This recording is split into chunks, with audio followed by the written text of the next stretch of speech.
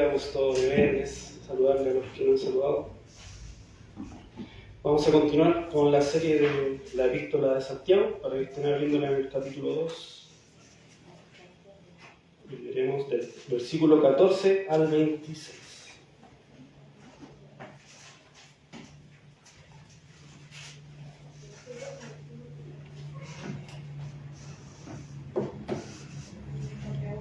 Santiago capítulo 2, verso 14 al 26.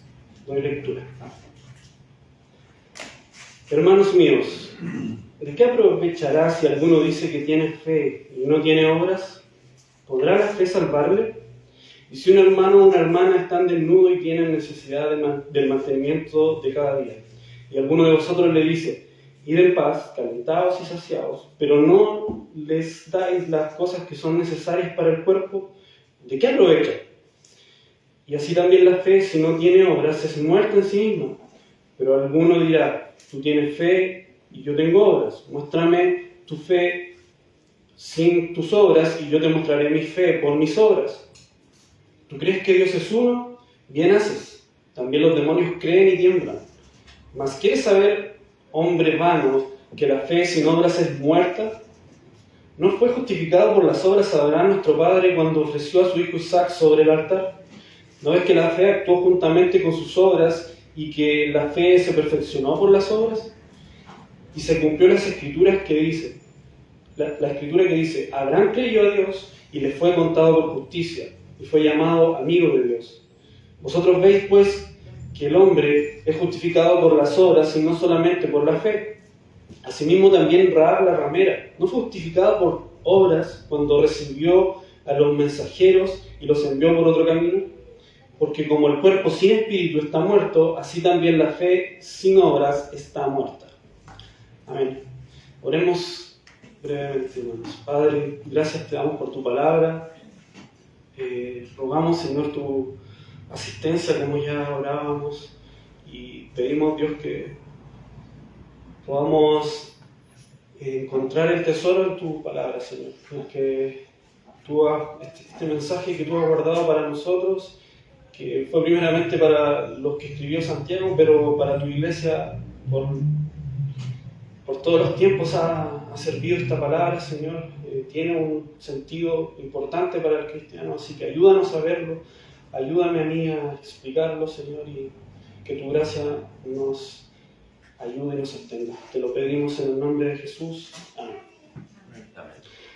Este realmente, hermanos, es uno de los textos quizás más complejos de esta epístola y quizás hasta del Nuevo Testamento cuando lo vemos a la luz de todo el Nuevo Testamento y sobre todo comparándola con los escritos de Pablo, sobre también aparentemente el mismo tema.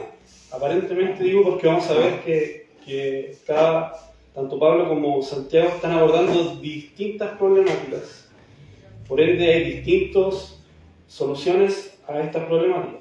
Pero a primera instancia, a primera vista, uno puede llegar a confundirse y a pensar que hay una contradicción entre Santiago y los dichos de Pablo, donde reiteradamente Pablo dice que la justificación es por la fe sola. Y Santiago vimos que habla sobre que la fe sin obras es muerta. Me parecía que hay una contradicción. Y sin duda, hermanos, al leerlo superficialmente, que quedan dudas, quedan cuestionamientos. Pero esperemos que sean aclaradas el día de hoy. Y esto no es algo que nos pasa solamente a nosotros, ha pasado desde tiempos antiguos. La historia de la Iglesia se ha tenido problemas con esta epístola y Martín Lutero fue uno de los mayores personajes de la historia de la Iglesia protestante, ¿cierto? El gran reformador tuvo problemas con esta epístola. Sabemos que él sino que redescubrió las verdades del Evangelio que estuvieron ocultas por mucho tiempo, por cientos de años. Y este redescubrimiento que lo hizo especialmente a través del contacto con los escritos de Pablo.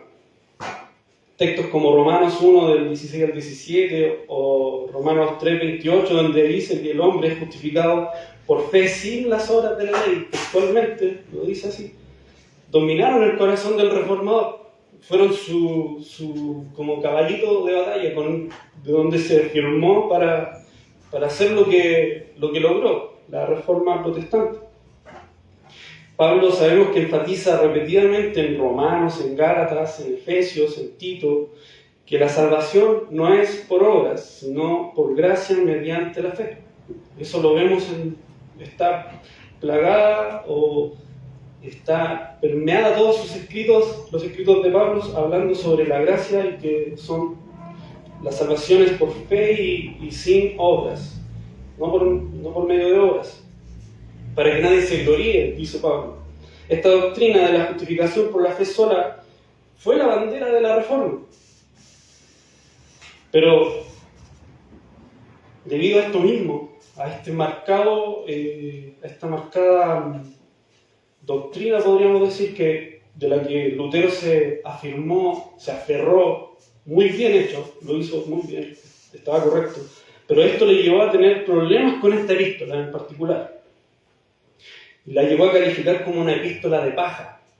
Para él era un escrito liviano que no tenía peso doctrinal, que carecía de ese sabor evangélico que él amaba a través de los escritos de Pablo.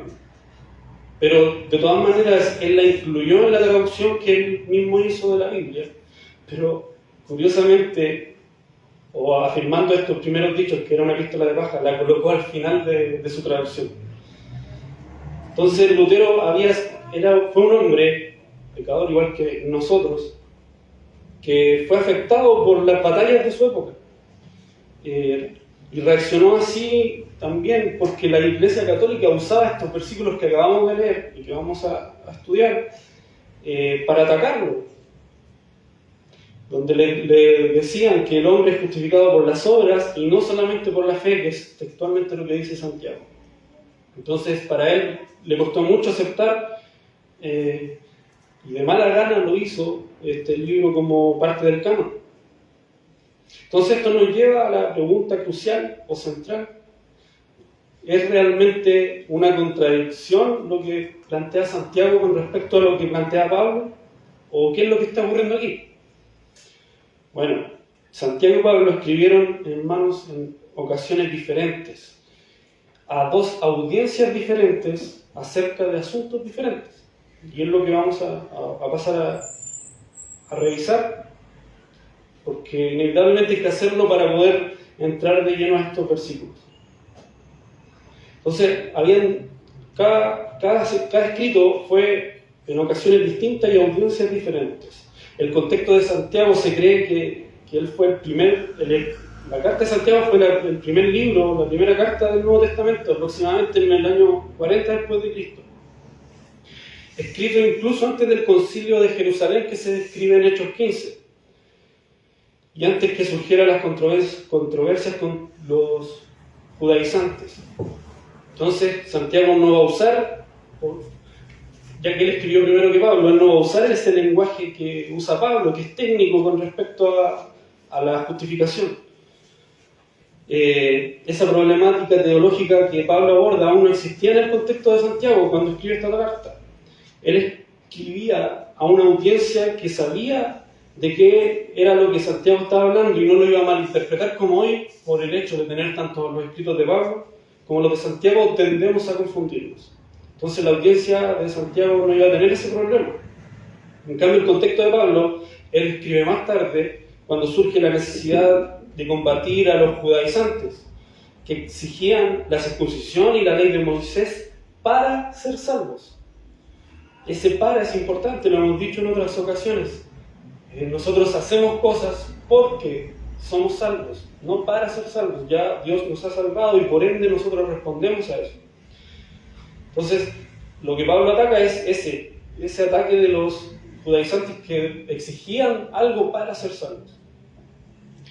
En el concilio de Jerusalén, que se describe en Hechos 15, estaba incluido y era uno de los principales en el concilio el autor de la carta de Santiago, Jacobo, que explicamos en la introducción de la serie, que Jacobo termina siendo Santiago por la traducción o la variación de Sar, Jacobo y que empieza a variar y es como Jacobo, Santiago, quedó en Santiago. Pero Santiago es Jacobo el que está en el concilio y de hecho casi es de los que presidían el concilio en Jerusalén.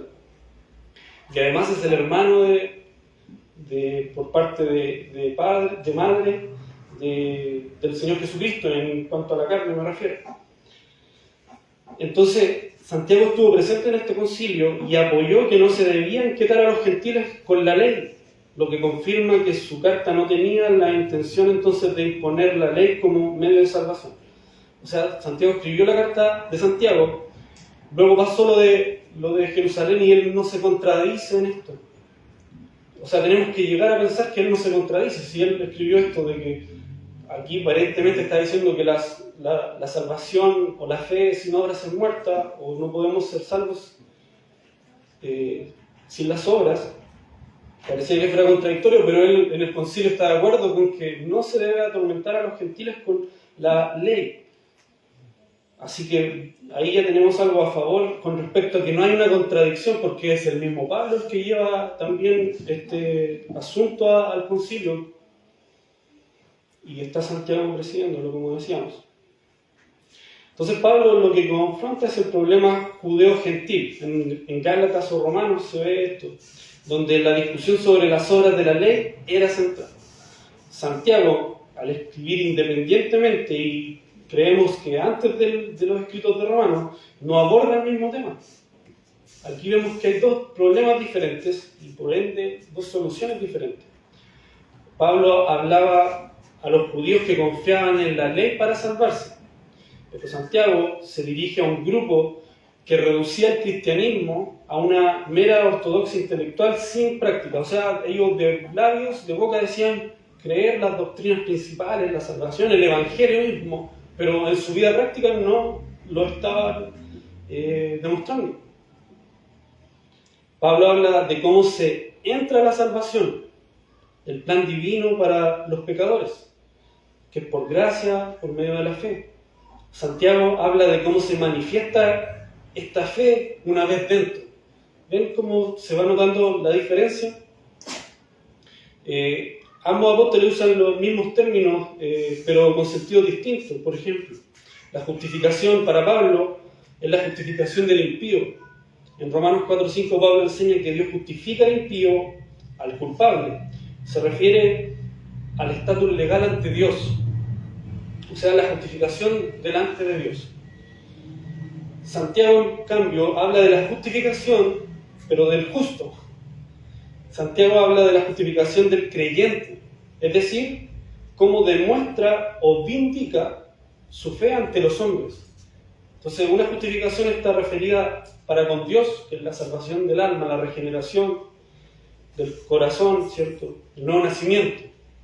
En cambio, Santiago habla de la justificación de cómo demostramos, es como, esa palabra justificación es como demostración o vindicación, que luego vamos a ver que se aplica también de esa forma. O sea, la justificación de esa fe que profesamos. O sea, nosotros decimos ser salvos, pero ¿cómo lo demostramos? Y vemos también en los evangelios que el mismo Señor dice que por los frutos los conoceréis. Entonces, están hablando de cosas distintas. Santiago combate una fe que es mera aceptación intelectual, o sea, de conocimiento solamente, similar, él mismo dice, a la de los demonios que creen y tiemblan, pero no son salvos. En cambio, cuando Pablo se refiere a la fe, se está refiriendo a esa fe que regenera, o sea, esa fe que es fruto de la regeneración. Sabemos que la regeneración la produce Dios y por ende ejercemos fe. Entonces están hablando de una fe de términos distintos. Pero ambos, hermanos, están de acuerdo con el Señor Jesucristo, en lo que hablan en el Sermón del Monte. Pablo hace eco cuando él se refiere a la justificación, hace eco de bienaventurados los pobres de espíritu, que dice el Señor, o sea, la necesidad de gracia. En cambio, y Santiago, de la parte en que el Señor se refiere a que por sus frutos los conoceréis, que es parte del mismo sermón, pero está abordando distintas temáticas. Una vez dicho esto, y ya igual vamos a volver a mencionar estas disputas y aclararlas un poco más, entremos al versículo 14. Dice: hermanos míos, ¿de qué aprovechará si alguno dice que tiene fe y no tiene obras? ¿Podrá la fe salvarle? Aquí podemos ver que en el estudio anterior que dio Ibar, también comienza con el hermanos míos. Y acá en el verso 14 también vuelve a usarlo y lo vuelve en los siguientes versículos de la serie. También va a volver a referirse a hermanos míos y comienza con una exhortación. Entonces eso ya nos da una señal. Está hablándole a hermanos en la fe. O a los que dicen ser hermanos en la fe. Entonces comienza Santiago formulando dos preguntas directas de las cuales el lector solo puede contestar con una respuesta negativa. Es una pregunta retórica y la respuesta está implícita, es negativa. ¿De qué aprovecha si alguno dice que tiene fe y no tiene obras? De nada. ¿Podrá la fe salvarle? No, esa es la respuesta implícita. La fe sin obras es inútil para el hombre, ya que no puede darle salvación, es lo que dice Santiago. ¿Significa esto que la fe no salva al hombre? Bueno, aquí tenemos que fijarnos bien en las palabras que usa Santiago. Él es específico y dice: si uno afirma que tiene fe. No está diciendo si un hombre tiene fe. Hay una pequeña diferencia. Está diciendo, si alguno, es como si dijera, si alguno dice que tiene fe, ¿sabes? No está asegurando él con lo que escribe que esa persona tiene fe. Yo puedo decir: Juan tiene fe, porque lo conozco, porque he visto sus frutos. Pero también podría decir: Juan dice que tiene fe. Se nota la diferencia, ¿verdad? Bueno, eso es lo que está haciendo Santiago. Si un hombre afirma que tiene fe, entonces lo demás.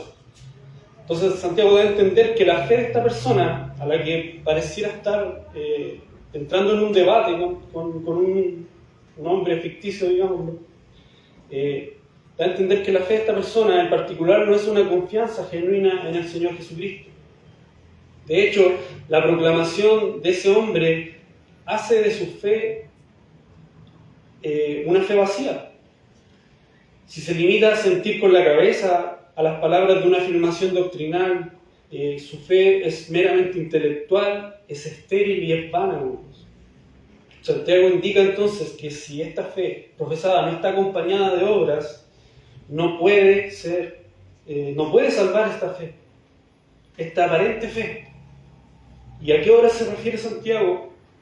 No especifica obras en este texto en particular, pero podemos deducir lo que es obvio, que se refiere a una conducta recta, en conformidad con la palabra de Dios, en la que va a ser la que agrada y acepta al Señor.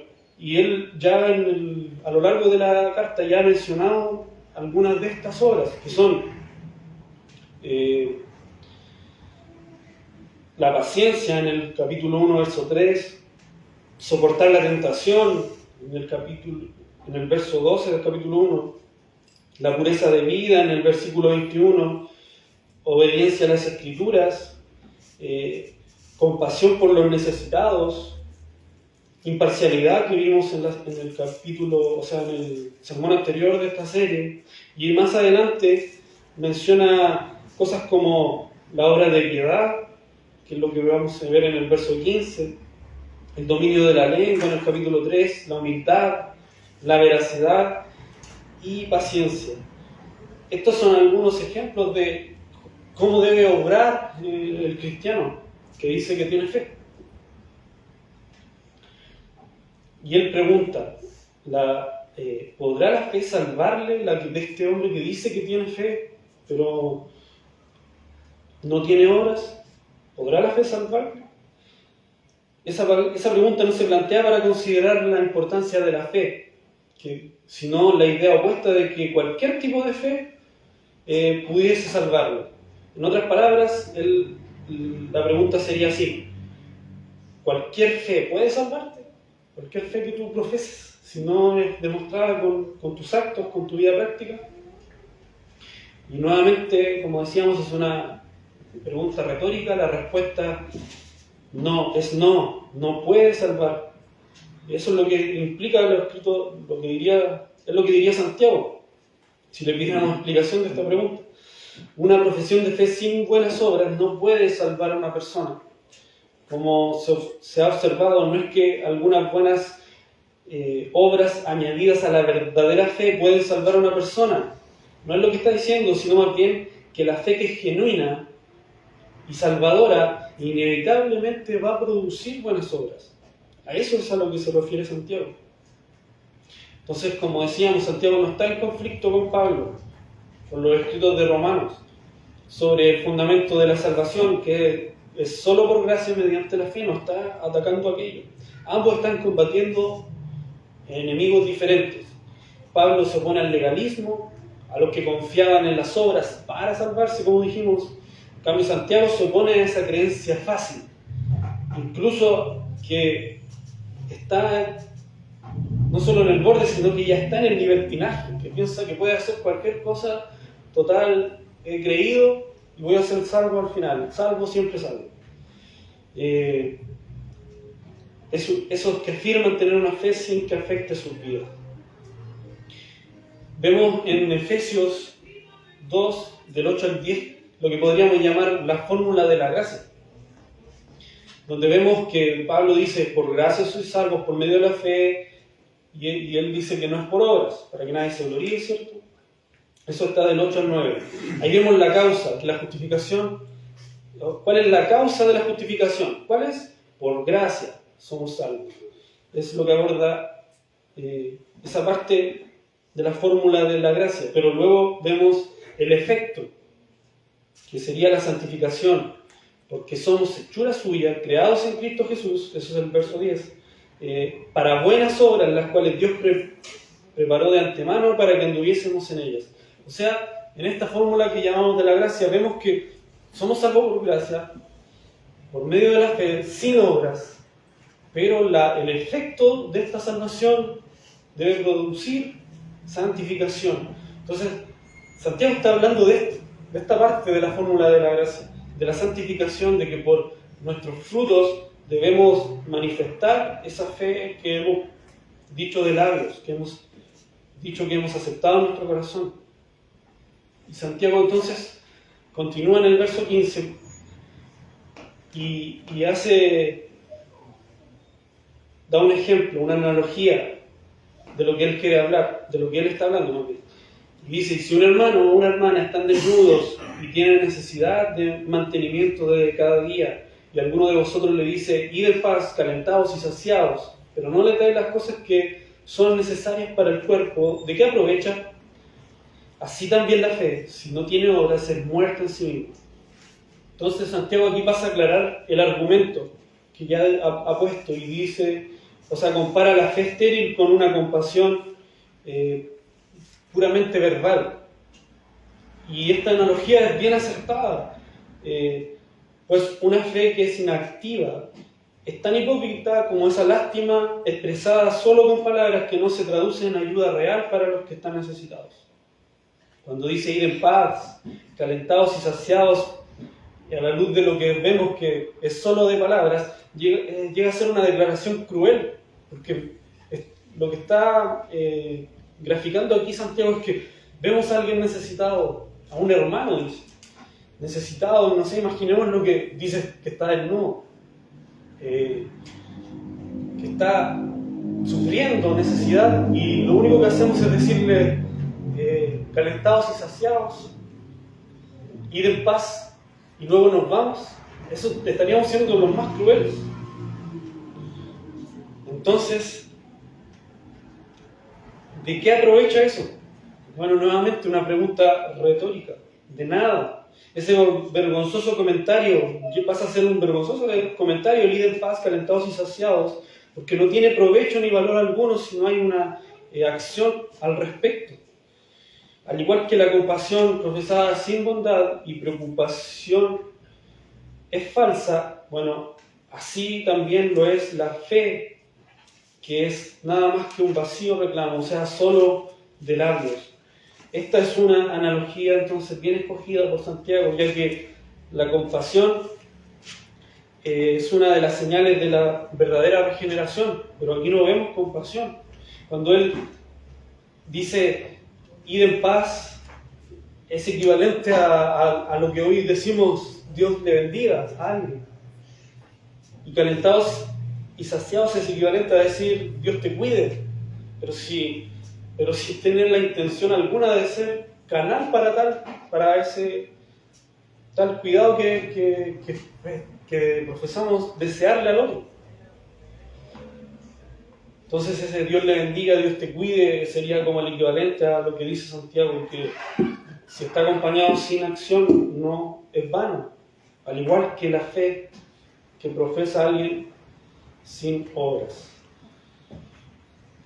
Verso 18 al 20 dice, pero alguno dirá, tú tienes fe y yo tengo obras, muéstrame tu fe sin tus obras y yo te mostraré mi fe por mis obras. Tú crees que Dios es uno, bien haces, también los demonios creen y tiemblan. Mas, ¿quieres saber, hombre vano, que la fe sin obras es muerta? Bueno, aquí vemos una tercera característica de la fe muerta, hermanos. Es una convicción superficial, un reconocimiento de ciertos hechos con relación a Dios y a su palabra, a su doctrina, al Evangelio, pero sin someterse a ninguna de ellas. Santiago entonces está diciendo a todo el que se oponía a la verdad, que estaba declarando sobre la verdadera salvación lo siguiente, parafraseando, ustedes dicen que tienen fe y que nada más es necesario, que su fe puede mostrarse por sí misma ante Dios y producir salvación. Pero la verdad es que ustedes no pueden mostrar su fe sin sus obras, sin una evidencia práctica, porque la verdadera fe siempre da una evidencia práctica. Ustedes no pueden demostrar el tipo de fe que tienen porque no tienen con qué demostrarlo. O sea, solo lo dicen, pero no tienen cómo demostrarle a los hombres que tienen tal fe.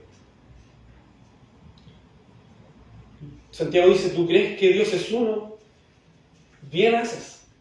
También los demonios creen y tiemblan. Cuando Santiago dice, bien haces, tiene un toque de sarcasmo, lanzado contra esa ortodoxia imaginaria que está carente de fe salvadora.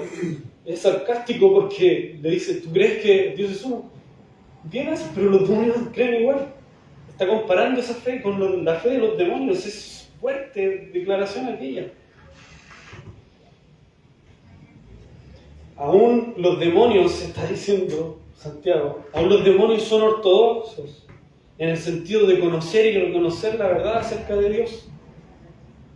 La ortodoxia judía siempre estuvo concentrada en la creencia en el único Dios verdadero, que se expresa brevemente en el llamado Shema, que está en Deuteronomio 6:4, dice, oye Israel, Jehová nuestro Dios, Jehová uno es.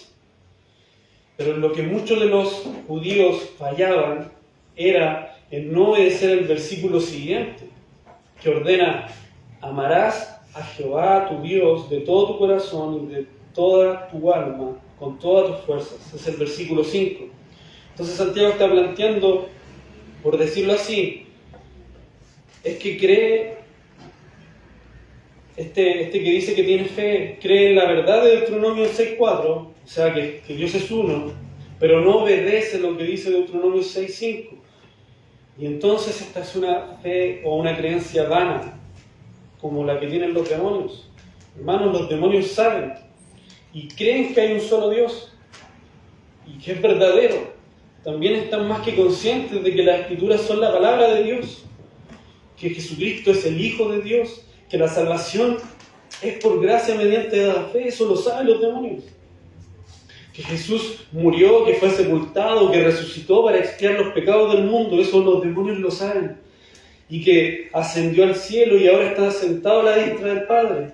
Saben muy bien que hay un cielo verdadero y un infierno verdadero. Los demonios saben todas esas verdades que incluso muchos que profesan la fe no entienden aún. Los demonios saben mucho mejor eso, pero ellos no son salvos. Ellos odian la verdad y aborrecen a Dios. Está comparando entonces esa fe vana, esa que es solo de labio, con la misma creencia que tienen los demonios. No basta con decir, yo sé que Dios existe. No basta con decir, yo creo que Jesucristo vino, si tu vida no refleja aquello, no refleja que tú has aceptado ese sacrificio perfecto del Señor a tu favor y por ende vives consecuentemente con aquello.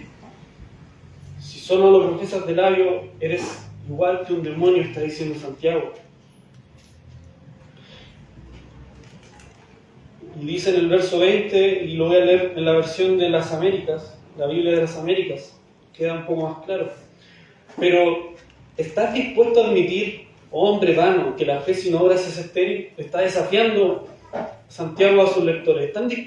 Tú que dices que tienes una fe, ¿estás dispuesto a admitir que la fe sin obras es estéril?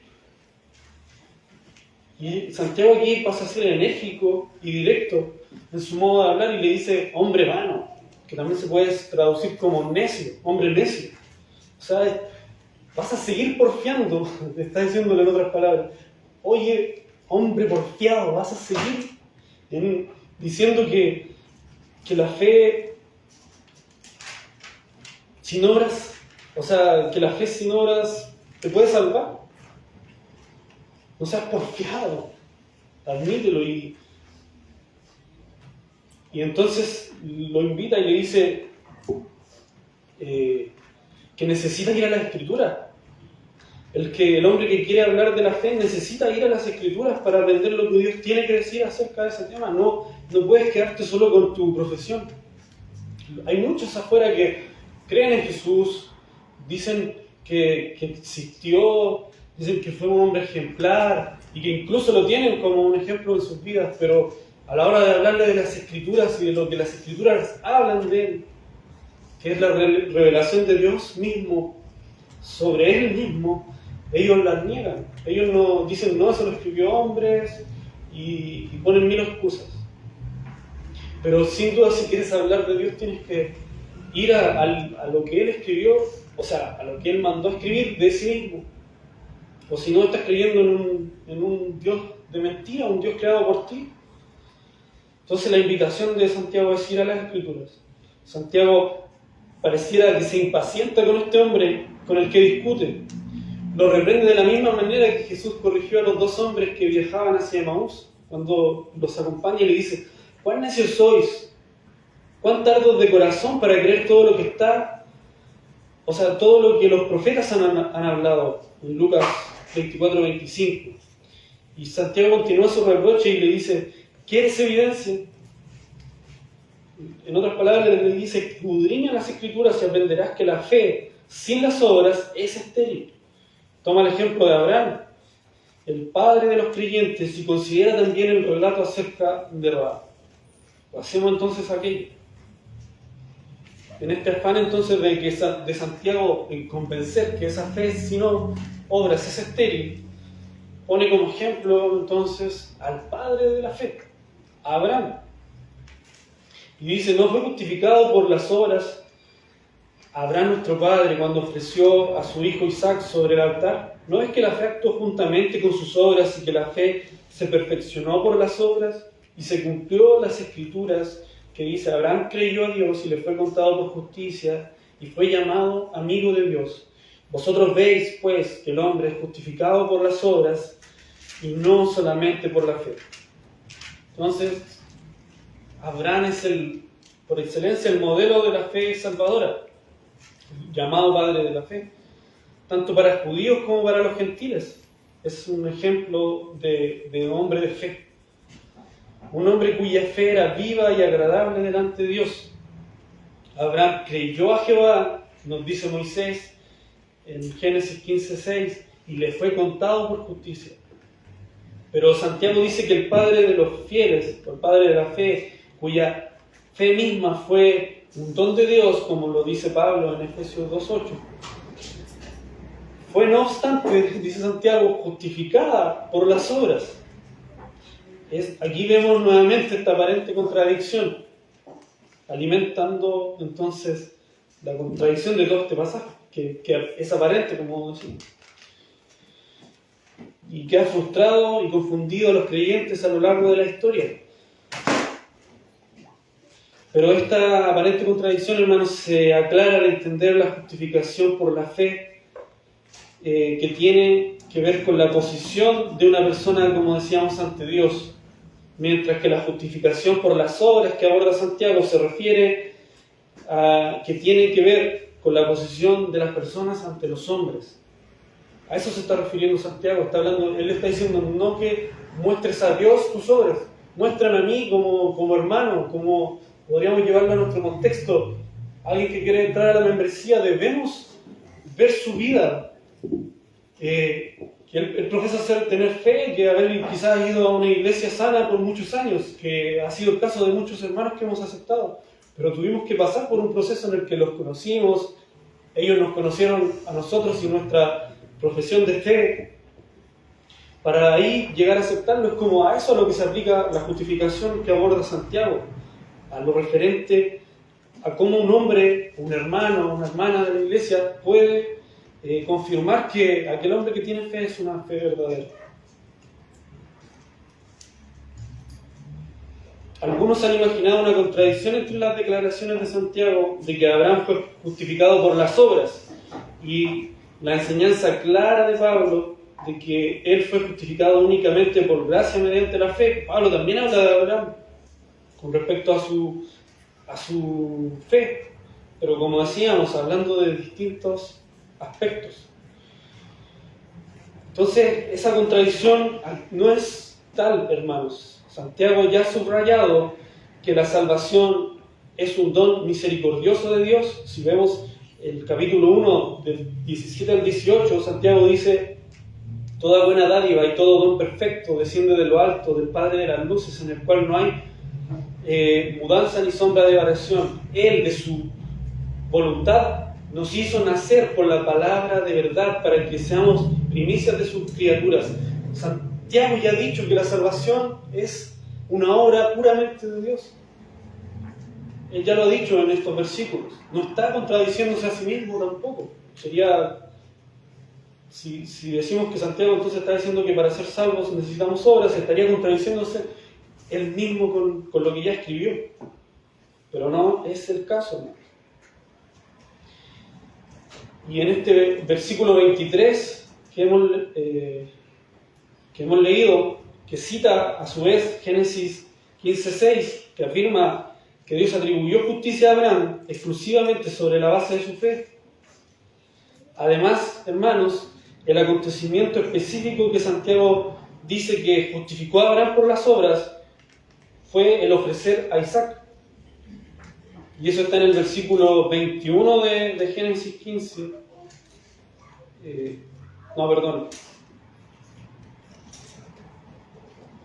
En el 21 de lo que leíamos en Santiago, pero que se refiere al capítulo 22 de Génesis.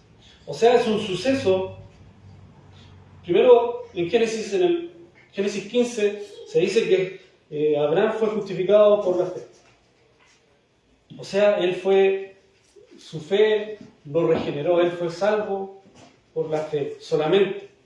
Pero luego en el versículo 22 es que se le pide que entregue o que sacrifique a su hijo, Isaac. Este suceso ocurrió muchos años después de que Dios lo declarara justo. De modo que Santiago está enseñando que la disposición de Abraham de ofrecer a Isaac hizo valer su fe delante de los hombres. O sea, sabemos que fue justificado en el relato de Génesis 15. O sea, Abraham fue justificado ahí. ¿Y cómo demostró? Bueno, a lo largo de los años, en su vida obediente y sobre todo en esa prueba de fe, que fue el que debía llevar a su hijo y sacrificarlo. Él ahí demostró para todo quien conocía a Abraham, y lo llegamos también nosotros a conocer por medio del relato bíblico, de que él realmente había sido justificado allá en Génesis 15. De modo, hermanos, y espero que también ustedes estén convencidos, no hay conflicto alguno entre Santiago y el apóstol Pablo. es importante comprender que el verbo griego dikaio, no sé si lo pronuncio bien, que se traduce justificado, tiene dos significados generales. El primero está relacionado con absolución, es decir, declarar y tratar a una persona como justa. Y el otro significado tiene relación con vindicación o demostración. Y según el contexto, Santiago está hablando del segundo significado, de la vindicación de la fe, de la demostración de la fe, de la justificación de esa fe profesada. Entonces Abraham fue declarado justo por la fe en Génesis 15. Años después, su fe fue vindicada o perfeccionada por sus obras, al ofrecer a Isaac en Génesis 22. Entonces las obras, hermanos, son el fruto que confirma que la fe inicial es auténtica. Y esa confirmación es para nosotros. Dios ya ha hecho la obra en los que realmente han sido salvos. Y esos que han realmente sido salvos, consecuentemente van a obrar de buena forma. Van a obrar con todas estas que hemos nombrado: paciencia, resistir la tentación, hacer misericordia con los demás, etcétera, etcétera. Santiago dice: ¿no ves que la fe actuó juntamente con sus obras y que la fe se perfeccionó por las obras? No es que la fe, hermanos, requiera fe más obras. O sea, no es que la salvación requiera fe más obras, sino que las obras son consiguiente, consumación y consecuencia de una fe genuina. De eso es lo que trata en toda esta sección Santiago. Como señala Jesús en varias ocasiones, el propósito de una planta es crecer y dar fruto. O sea, la fe nos ha plantado en el reino y debemos crecer en santidad y dar fruto como consecuencia. Los que realmente han sido salvos.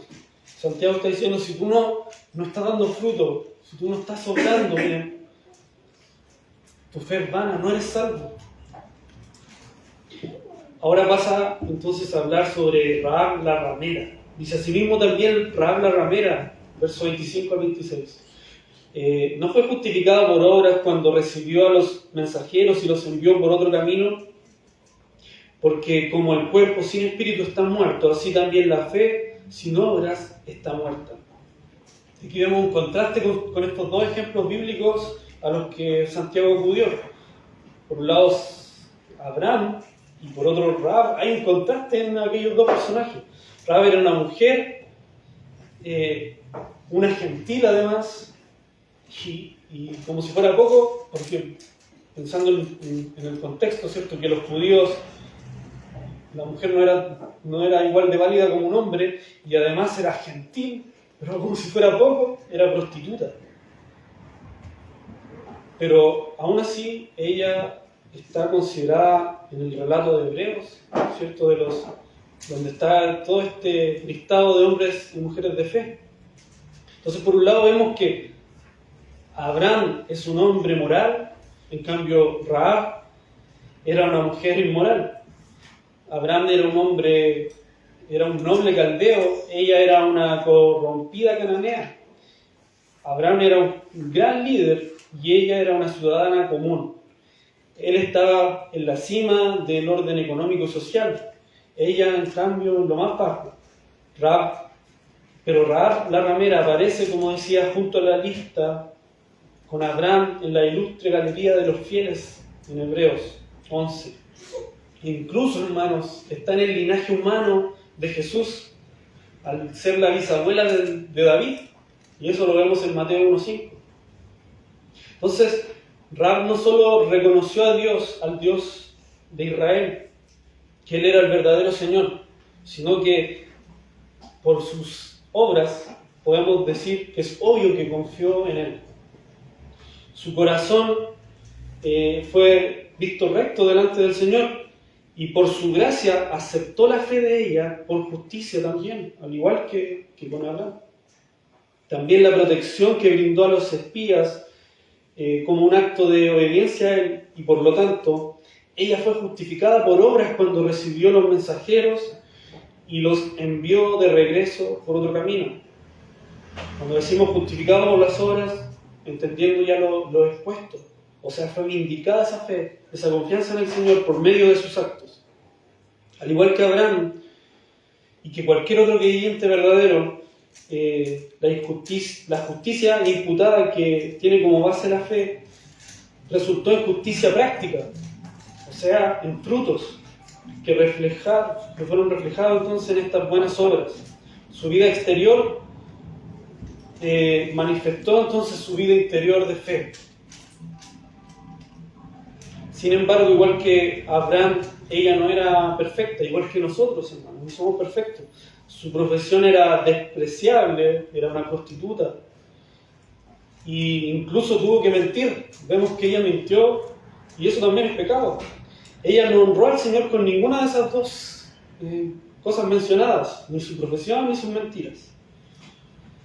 Había nacido y se había criado en una corrupta sociedad pagana que el Señor estaba a punto de destruir, en la que las mentiras y todo tipo de pecado eran normal. Pero cuando ella tuvo la oportunidad de demostrar su fe en el Señor, ella hizo algo más que no está textualmente en el relato. Ella puso su vida a disposición, hermanos. Porque ella, si se llegaba a enterar el rey de lo que ella estaba haciendo, de proteger a estos espías, no solo ella, sino que también su familia hubieran sido ejecutadas por traición. Ella sabía el riesgo que estaba tomando, pero confiaba en el Señor. Ella puso su vida a disposición, hermanos, literalmente. En su inmensurable gracia, Dios aceptó su fe en Él y su servicio a Él. Rescató a su familia y la usó para sus propósitos divinos, convirtiéndola en un ejemplo de fe, como lo menciona en Hebreos, y un antepasado incluso de nuestro Señor. Entonces la justificación de Abraham y de Rahab por las obras no se demostró por su profesión de labios, su adoración o rituales, o por ninguna otra actividad religiosa, hermanos. En ambos casos se demostró al poner todo lo que les era querido a disposición del Señor. En el caso de Abraham, su hijo amado, y en el caso de Rahab, su vida y la de sus seres queridos. La encomendaron estos seres queridos al Señor sin salvedad ni reserva. O sea, si hay que morir, si Isaac debe morir, si mi vida la pierdo y la de mi familia, estoy dispuesto, dicen ellos. Con sus actos lo dicen. Santiago entonces subraya que como el cuerpo sin espíritu está muerto, así también la fe sin obras está muerta. Él acaba de dar estos dos ejemplos de vida práctica de cristianos. Y dice, si tu vida no tiene frutos, si tú no tienes obras que demuestren tu fe, entonces estás muerto. Aún estás en tus delitos y pecados. Él compara la fe muerta, que se profesa pero no tiene obras, con un cuerpo sin espíritu. Ambos son inútiles, carentes del poder que da vida. Es una seria realidad que no todos los que dicen tener fe en el Señor Jesucristo serán salvos, lamentablemente, hermanos.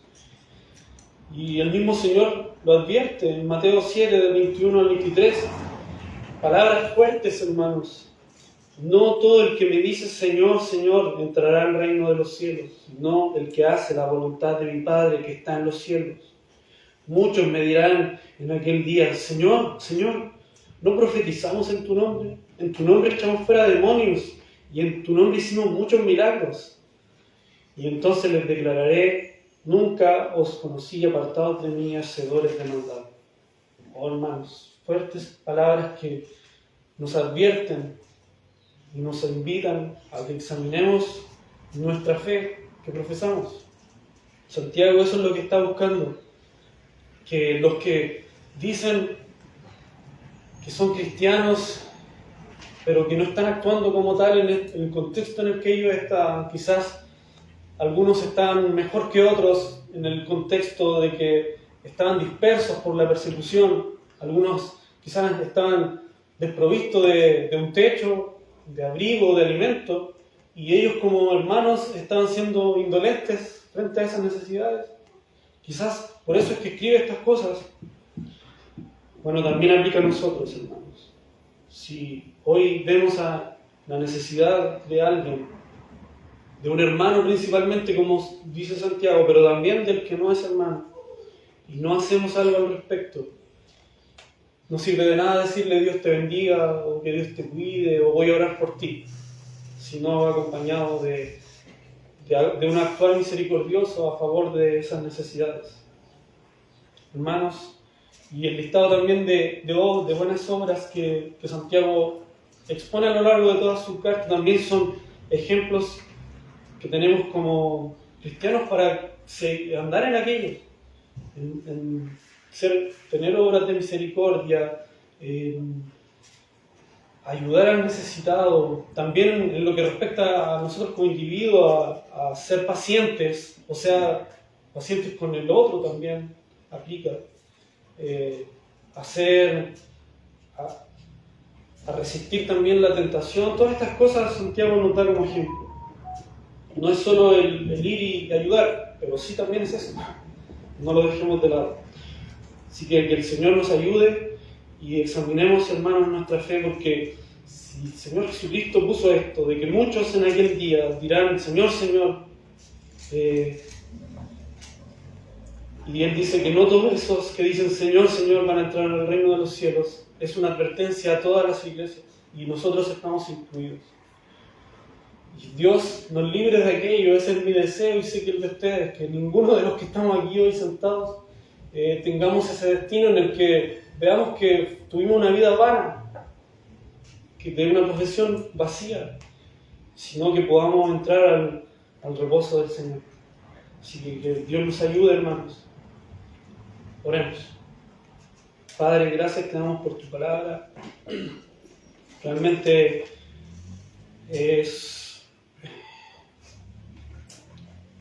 son consejos prácticos para la vida cristiana, Señor, los que vemos en esta epístola. Pero qué importantes son, Señor. Ayúdanos y líbranos de tener una vida eclesial vana, que solo es de labios, que solo es de venir los domingos y olvidarse del resto de la semana de ti, de tus mandatos. Señor, líbranos de aquello. Líbranos, Señor, porque en alguna medida estamos probablemente siendo de aquella forma, Señor, viviendo vidas paralelas, vidas dobles, Señor, una de domingo y otra de semana distinta, Señor. Perdónanos si ese es el caso, Señor, y ayúdanos a ir a tu evangelio, a rendirnos en la cruz, Señor, y mirar a Jesucristo, mirar el evangelio, y que realmente seamos regenerados si no es el caso, Señor. Ayúdanos, y ayúdanos si creemos firmemente, Señor, que sí hemos sido salvados por ti, Señor, pero si nuestras vidas están yendo en una dirección opuesta a lo que un cristiano debe ser, ayúdanos a retomar la senda correcta, Señor. Ayúdanos a andar en buenas obras, las cuales tú has preparado de antemano para que anduviésemos, Señor. Ayúdanos a aquello, ayúdanos a estar solícitos en buscar el buen obrar, Señor. En oración, pidiendo, Señor, dame buenas obras, ayúdame a ver dónde debo orar, dónde debo ayudar, dónde debo servir, ya sea en la comunidad o en la iglesia, Señor, en ambas. Te lo pido, Dios, todo esto en el nombre de Jesús. Amén.